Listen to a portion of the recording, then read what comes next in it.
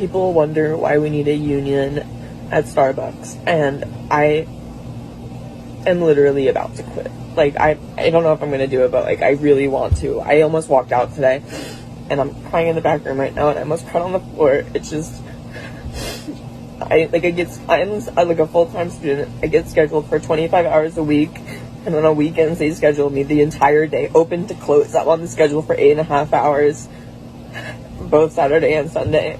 I'm like 3.5 hours into my shift. There's so many customers, and we have 4 people on the floor all day. Only 5 people were put on the schedule, and somebody had to call out, and there are 4 people running the whole store, and there's so many customers, and there's possibly scheduled 5 people. They don't want to help us. We need a union because this can't happen. This can't happen. We need fair scheduling. We need managers to hold themselves accountable for helping their workers. They refuse to turn mobile orders off. We need the liberty to be able to do that because there's so many mobile orders, and I need to get through all of them. This country is done.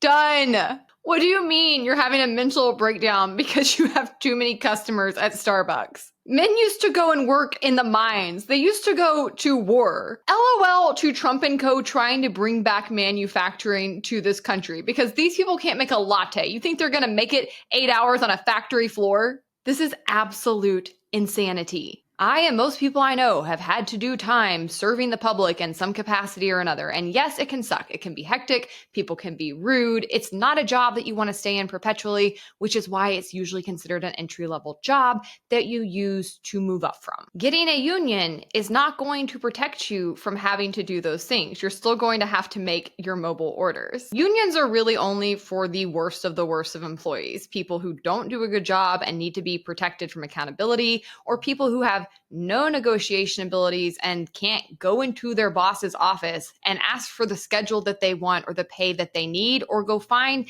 a better job if they can't get offered that at the first place. I cannot imagine me being the owner of Starbucks and being told by a union that I have to keep somebody like this employed.